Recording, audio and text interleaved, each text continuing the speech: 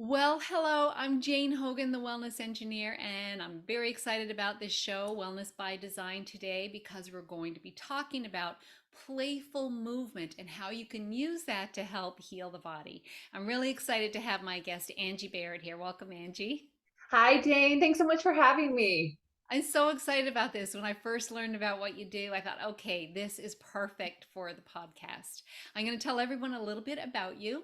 So, Angie Berrett is an intuitive movement coach, registered nurse, advanced trauma informed yoga instructor, and stand up paddleboard yoga instructor who understands the human body and how it works.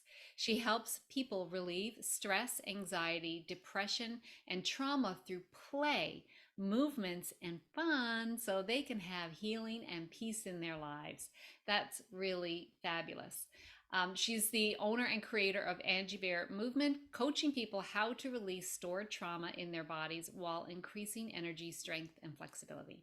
For her expertise, she has been featured in Psychology Today, Authority Magazine, Bustle, Subkit, the Feisty News and NewsBreak, on the Bright Side of Life podcasts, SISU Journey Podcast, A Cup of Confidence Podcast, Reset with Raven Podcast, and Adding Chrome to Your Community Podcast. Angie, I'm really happy to have you here. Not so happy about what kind of led you to this because I know you experienced some trauma in your childhood, uppercase T trauma. I've experienced lowercase t trauma. And we've all experienced trauma on some level. Um, but let's just talk about how trauma, Mhm. whatever it is, affects us physiologically. What's the effect of trauma on in the body? Absolutely. So I define trauma as a tornado of energy trapped in a stationary body. So it doesn't have to be a big event. I am a child abuse survivor. So it doesn't have to be a big event like that. It can even be the low grade stressors. It can be worries about money, things like that. And the best way that I have found to explain what happens in people's bodies is it's called the hand brain model by a psychologist by the name of Dr. Dan Siegel. So Mm. I'm a visual learner. I see you nodding. Have you heard of Dan Siegel? Have Yes, you heard of the hand brain model? I have not. So, taking your hand, you're welcome to do this with me or you're welcome to watch. So, imagining or pretending that your hand, folding your thumb in and then your fingers on top is one half of your brain. So, if you did it both, we have two sides to our brain. Mm. So, this top part of the brain, or this top part of the hand, the brain, is the rational thinking part of our brain. This is the part that is where we make connections, we're able to think, we're able to process. And just as a side note, this doesn't fully form until we're about age 25. So, up until age 25, this is really, really, really growing, still developing. After age about 25, sometimes age 30, this slows down, but we can still change this. So just know that anything you do up until age 25, this is still developing. If you lift your fingers, the thumb, the center part of the hand, this is where our fear center is. This is where our fight, flight, or freeze, or fight or flight is. So when we get activated, when we sense some sort of danger, whether it's that chronic low grade stress, we have an event, something that's happening, um, Peter Levine, who's a researcher, describes it as a tiger. You know, you sense a tiger, whether it's real or it's a memory, something like that, because the memory center is also really closely linked to this. So when something happens, you know, we're walking along, we're in our normal everyday life, something happens that triggers, we go into our fight or flight center. We do what's called flip our lid. So our rational thinking brain is no longer engaged. We're now here into the fight or flight center. Yeah, happens a lot for some of us. Um, and here, our body's actually getting ready to run, to fight, to do whatever it needs to protect us. And so it's creating energy, it's actually producing energy, it's building up. And this is where a lot of times, or frequently, we feel that anxiety, stress, anger, irritability. So depending on how significant that stressor is.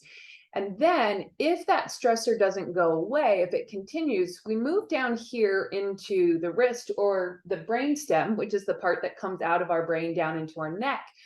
And this is where our freeze center is. So this is where, have you ever seen a goat when they get startled, they freeze and then fall over? That's in essence what we're doing, but we as humans are a little more sophisticated. We'll freeze, we go into depression, shame, shut down, we disconnect from our emotions. So this is our freeze center. And in order to come and get our rational brain back online, the healthiest way is to go back through fight or flight, release that buildup of energy, and then bring the rational thinking brain back online. A lot of times as humans, we are here in this depressive state or freeze state. We skip that, go back through the fight or flight and try and come back to our rational stage. So that means we have this buildup of energy, this buildup of emotional itchiness that we just stuff down with whatever means that we normally use. And there are lots of different ways that we use to stuff it down, and we never release it. So we're bypassing our body's way that it wants to actually travel in order to be the healthiest way. Wow. That term that you just used, emotional itchiness, that is so powerful because we've all felt that, right? That that unease that happens, and sometimes it's so normal we don't even really know that it's there. And then of course that this audience who listens to this podcast has mostly pain and inflammation, so that has a cascade effect then on the body, that we end up with pain and inflammation when it continues on. So you experienced this in your own life, and of course that's what's kind of led you to the work that you do now. You started off as a nurse. I did. And then what made you decide to change what you were doing here? So about 7 years ago, I was really struggling. I had a back injury. I'd had actually a patient assault. So I was in chronic pain. I was struggling with my body physically. And some things happened in my life, kind of a culmination of things. And I started having memories of my child abuse come out. Up until about 7 years ago, I had no memories of my child abuse. And so had a pretty substantial mental breakdown. And I needed to take a break from nursing because working as a nurse is not the most gentle on one's mental health or one's body. Right. And so I decided to take a break. And while I was doing that, the yoga studio, I practiced yoga for a number of years. The yoga studio that I took classes at was offering a yoga teacher training. And I thought, fantastic. I wanted a chance to pivot from working with people reactively. My specialty in nursing was ER and ICU. And so I worked with people when they would come to me at their crisis, when it was already too late a lot of times. And I wanted to work with people to help shift and change things proactively. So I started teaching yoga. I loved it. And then when the pandemic hit, I decided to take a Trauma-Informed Yoga Instructor certification. I wanted to learn how to use yoga to help people who were struggling with any sort of trauma, not just trauma like what I was experiencing or what I had experienced. And a couple things happened around that time simultaneously. As I was doing the Trauma-Informed Yoga training, we talked about how beneficial play is to tap into part of our nervous system where we can self-heal, the part of our nervous system that helps to kind of regulate, give us that opportunity to connect to our mind and body. And play was that kind of bridge that helped to do that. And we talked about that a lot, specifically in terms of nervous system and yoga training. And at the same time in my therapy, I was doing a protocol with my therapist that was designed for children who had been abused, starting at young ages, because like I said, that is forming very young or up till 25. So for people who have experienced trauma at a young age, the brain forms underneath those fight or flight conditions. So it has a lot of impact on people's health, chronic health, pain issues, all of that stuff, chronic just illnesses. Anyway, so part of it is that I learned that humans are born with 7 circuits pre-wired in our brain. Our brain comes out with 7 circuits that are pre-wired, and play is one of those. And so I'd learned in the 2 different arenas how beneficial play was. So I started using playful movements myself to try and figure out, was there a way that I could use it to help myself heal? And I found that it actually ended up being a significant release of that emotional itchiness that we've been talking about. And so I told some people about it, some of my friends that I trusted, and they wanted to try it and try these movements that I was doing. And I noticed that they had the same responses, even though they didn't have trauma with a big T like what I'd had.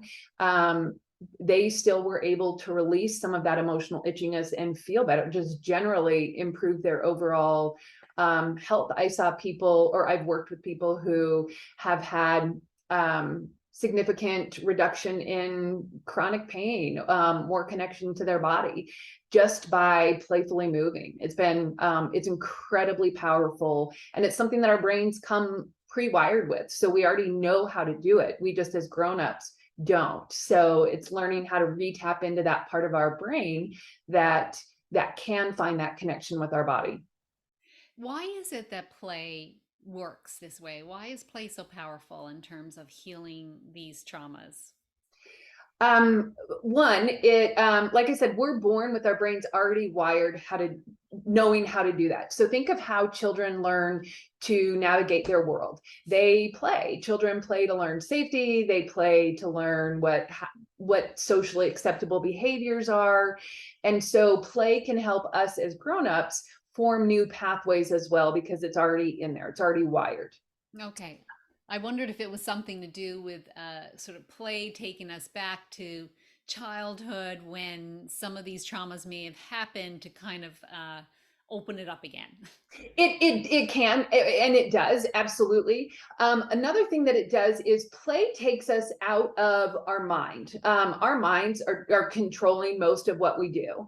And so when we tap into play, we're allowing our primal nervous system to connect so that we can actually feel the sensations in our body. And oftentimes, so much in this world, we're multitasking all the time, which means we're disconnected from our bodies so that our mind can accomplish numerous tasks. So by playing, so a lot of what I do is I imitate animals. So we'll pretend to be certain animals, and that gives people a chance to step out of their mind, their human experience, to connect to the primal nervous system so that we can learn how to safely navigate the feelings associated with whatever sensations are coming up in our bodies. So would you say that playful movement, it kind of switches us over to the parasympathetic state? Is that what's happening? It can switch to the parasympathetic state, and it's easier to switch into the parasympathetic. It also can switch us into our fight or flight. So the best way that I found to describe what it can do, it is to learn what the sensations of both fight and flight and freeze feel like. And by the way, my air conditioner just kicked on, so if you're hearing a water noise, I apologize. That is what it is. I forgot to turn it off.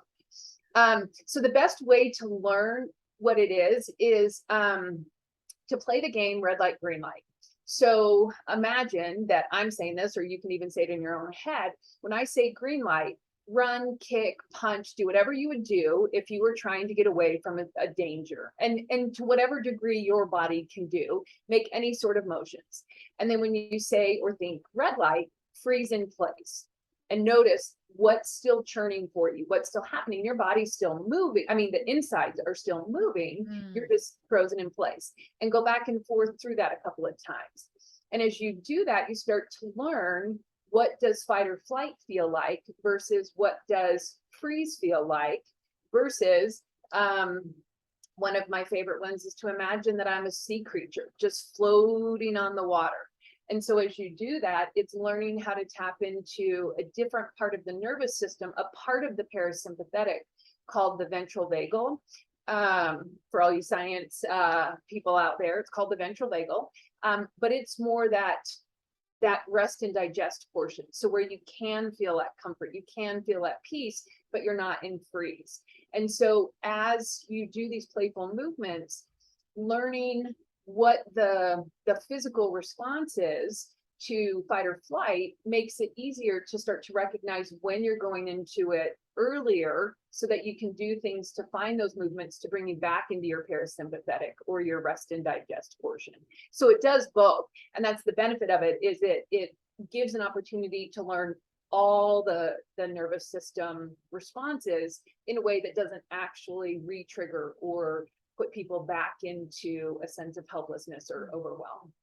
Really makes sense to me too, because what you're doing here is creating that bodily awareness, which we've lost. Most of us just don't even do it, right? We're not even aware that we're clenching, holding, tightening, all of that stuff. So Yeah. you're using it first as a tool for awareness, and then you use other tools to regulate the nervous system. Is that how it works? It is. Yes. Usually, so it depends. When I work with clients one-on-one, we're able to go much deeper into whatever's coming up for them. So I'm going to put this out there. I do not recommend doing some of this stuff, like going full into it without someone to guide you back out, just in case you do have big trauma, or you do get stuck in an emotional, freeze state, because I did it to myself and ended up having to call my therapist a couple of times. So I don't recommend it. So some of this, as long as you keep it light, it's totally great to play, to experience, but trying to go into some of the deep, heavy stuff is really beneficial to have someone guide you out, just in case something happens. So when I work with clients one-on-one, we'll go into whatever the negative beliefs are that they carry about themselves. And we all carry negative beliefs that we have, negative cognitions. So for example, some for me is, I have no value, or I have no worth. Those are things I learned growing up. And so I'll work with people to do movement around those negative beliefs that we hold, that are so painful for us, so that we can actually release them. I worked with a client who, one of hers was that she was unlovable. And by the end of the session, she was screaming, I love myself, I have value, I'm worthy. And so it's finding ways to tap into those really painful things that are almost too uncomfortable to sit in, and then using play to release that. When I'm working, I do group coaching as well. And when I work as a group, I'll pick a theme and we'll do movements around it. Because once again, I don't want to put people too deep into tapping into their own emotional stuff, without being able to watch someone to notice when they're going into a sense of overwhelm. Okay, so what are some of the tools that you use to help calm the nervous system? One of my favorite ones, and this is super easy, is just a sway. So exploring, is a sway side to side? What's happening in your body? So for me, I don't know if you noticed, my shoulders just all of a sudden dropped. Maybe check in with what's happening in your gut. And maybe side to side doesn't feel good for you. So maybe try front to back. Some of my clients, front to back feels better. For me, my shoulders are starting to hunch. Front to back doesn't feel as comfortable for me. And so it's exploring, which one do you start to notice? Maybe a lengthening in your neck, shoulders relaxing, checking in with your toes. So think of babies. When babies are fussy, we do some sort of rhythmic, repetitive movement to soothe them. We still have the same nervous systems as adults. And so finding these simple movements. So the sway, that's one of my favorites. I do this one actually quite a bit. And then my second favorite one is, so taking your hands, and at whatever level your body can do this, because I know a lot of people have pain, chronic inflammation, and it gets challenging, shoulder issues. So do this for to whatever degree your body feels comfortable with. And you maybe are emotionally not wanting to do this yet. So I recommend people just kind of start opening their hands and then bringing them back together. Maybe get a little shake, get some play in there, and then open your hands. So it's this rhythmic, repetitive movement, and then closing your hands, maybe get a little shake. Imagine you're a fish swimming.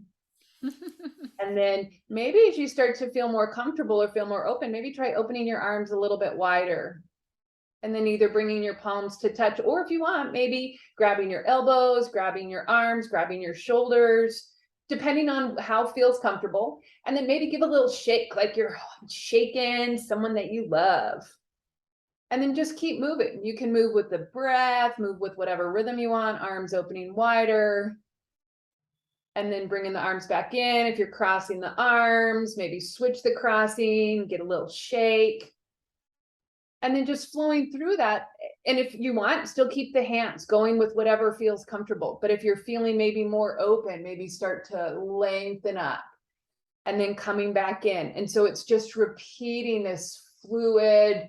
And then as you come in, giving yourself that hug, like you're hugging someone that you love. So giving yourself that self-love. And then one last time, arms opening as wide as you want, or hands as wide as you want. You get to choose, you're in control. And then bringing it back in, shaking it, giving yourself that self-love, maybe pat yourself. It does feel fun. So adding that element of play to the rhythmic movement helps to people to feel open. So for a lot of us, having our arms out and wide is a very vulnerable position. We're opening our chest to whatever's coming up. And so adding that little shake, that little self-love play is a way to kind of release some of that emotional itchiness. I come back to that term because it really is the best term, to see if we can't expand a little bit more. So it's that rhythmic. And either one, the side to side sway and or the arms opening, are really good to help settle the nervous system down when we're super activated. It does feel so childlike to just move like that. And it's not something we do very much as adults. We're like stiff, how do I look? That kind of thing. So we don't do these kind of moves, except maybe like when we're on the dance floor or something like that. It's probably why people like dancing so much, because it's a time when you can kind of be a little bit silly with your movements if you want to. So I really I love that playfulness. And do you do anything like to help people, like noticing how they feel before and then noticing how they feel afterwards to see if there's a change? Yes. And a lot of times when I start working with people, we start with just a sway, and I'll say, check in, notice what your shoulders are doing, notice what your the intestines, the gut is a really big one. A lot of times we don't realize how much tension we're actually holding in our gut until it relaxes. I'll say, check in with your toes. And as we're going through it, I give lots of suggestions. I'll ask questions. What are your toes doing? Check in with what your fingers are doing. What's your jaw doing? Because a lot of times we have to learn how to actually be in our bodies, how to feel those sensations. We don't even know what we're supposed to be feeling. And then after repeating it however many times, then we'll come back usually to the sway, and I'll invite someone to check in. Okay, now notice, what are your shoulders doing? I kind of did that a little bit, talking through. And so, it's very much a learning process. I want people to have as much opportunity as they can to learn what their body's telling them, because their body might be telling them something that I'm not. And I want people to go with what their body is saying, because that's what the whole goal is, to listen to what your body is saying, because your body knows better than anyone else. Angie, such a great tool. And the thing I really like is that it really brings you into that present moment. Like, you can't be playful and be worrying about, what's coming up tomorrow, or thinking about the past. So it's just a real chance to kind of get in the moment, give that brain a break, get out of that story and into the body, which is so important. So thank you so much for this. It's been wonderful. Jane, thank you so much for having me on. I love this. This is amazing. Your podcast is fantastic, by the way. I love it. So I'm so excited that I finally get to be a part of it. Oh, thank you. I know you've got a gift that you want to give the audience. So what is that? Let's just describe it. Yeah. So it is a short, less than 5-minute movement sequence. It's a video. So when you feel like you are going to lose your cool and flip your lid, you're coming into your fight or flight. It's a short, playful movement sequence to help release some of that emotional itchiness. And once again, it can be for any physical ability. A lot of people I work with have back injuries, and so they say, well, I can't do movement. It's designed for anybody. Just take it at your pace. But so it's a short, less than 5-minute movement sequence when you feel like you're going to flip your lid. That sounds like fun. Okay, we've got the link there for everyone so they can download it. And I always ask my guests this one last question. This show is about living intentionally because I believe when we live intentionally, we can create wellness. So, what would you say would be the one thing someone could do today? What baby step could they take today to live intentionally and create more wellness in their body?